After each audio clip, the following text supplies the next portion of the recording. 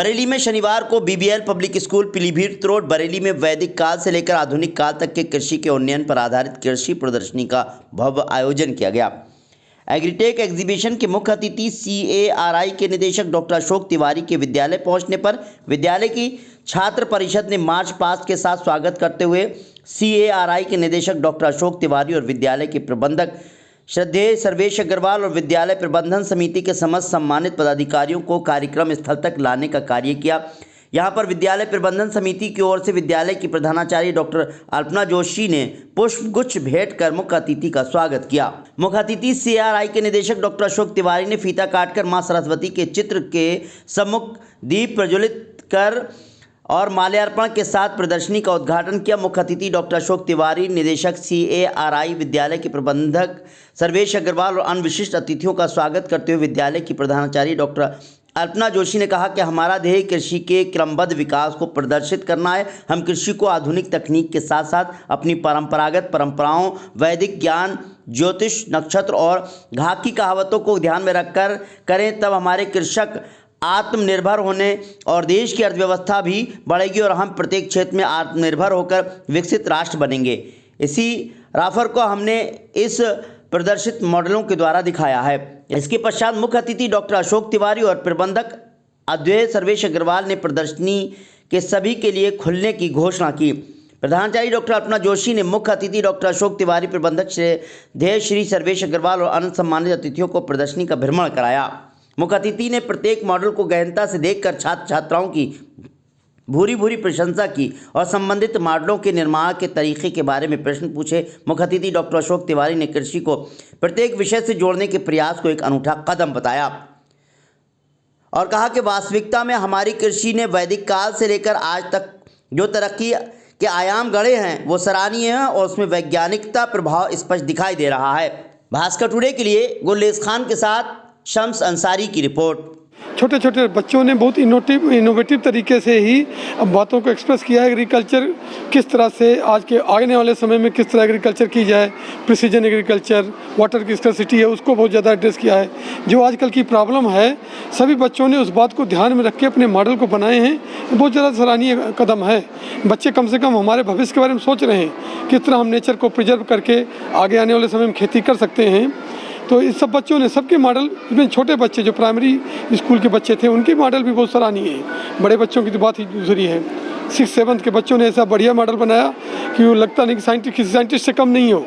तो हम इन सब बच्चों को शुभकामनाएं देते हैं, आगे बढ़ के और अच्छे काम करें और अच्छी आइडियाज़ लाएँ, इनोवेटिव आइडिया लाएँ जिससे देश का भला हो और कृषि का भला हो, हम सबका भला हो।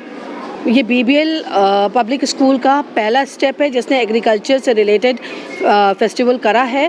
BBL एग्रीटेक एग्जीबिशन 2022 लगी है और इसमें क्लास 1 से लेकर 12 तक के बच्चों ने पार्टिसिपेट किया है और इसमें 900 बच्चों ने प्रतिभाग लिया है।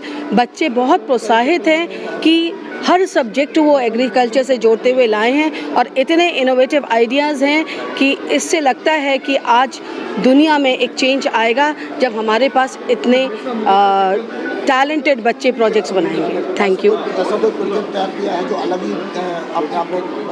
बहुत अच्छा प्रोजेक्ट है। एक प्रोजेक्ट बायो का है जिसमें बच्चों ने पील से पेपर बनाया है और उसमें सारे वेस्ट छिलके यूज़ किए हैं और उससे पेपर बनाया है। ये बहुत आगे तक जाएगा और मुझे है कि आगे आने वाले टाइम में नेशनल विनर रहेगा। बच्चों ने जो प्रदर्शनी लगाई है उसमें कई चीज़ें तो ऐसी हैं जो मैंने आज तक सोची नहीं थी। मैथ के ऊपर एग्रीकल्चर को लेके आए हैं, नई टेक्निक्स के हिसाब से एग्रीकल्चर को उससे जोड़ा है जो कि बहुत सारे वैज्ञानिक कर रहे हैं, लेकिन धरातल पे बच्चों ने दिखाया है जो आप छोटे छोटे घरों पे भी प्रयोग कर सकते हैं। Good morning everyone. Today I Jasleen Kar of grade 7 welcomes you all in BBL Agritech Fair along with my teammate Anand Sharma. Our model is on an organic NPK fertilizer. So basically NPK fertilizer is made up of 3 components: nitrogen, phosphorus and potassium. First I will tell you that how we can make an organic NPK fertilizer.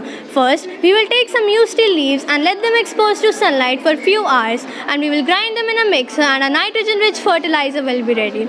After that, to make our phosphorus-rich fertilizer, we will grind mustard cake in a mixer. And last, to make our potassium-rich fertilizer, we will take some banana peels and let them expose to sunlight for a few days. After few days, we will see that the banana peels have turned black and hard, so we'll grind them in a mixer. At last, we will mix all the three fertilizers and our NPK fertilizer will be ready. Now, I will tell you the uses of an organic NPK fertilizer. It plays a key role in the plant's health and it is usually used to increase the growth of the plant. Nitrogen is considered to be the most important nutrient and the plants absorb more nitrogen than any other element. Nitrogen is used for the leafy growth and the growth of its branches and stems. Phosphorus is useful for the plant for the healthy growth of its flowers, fruits and buds.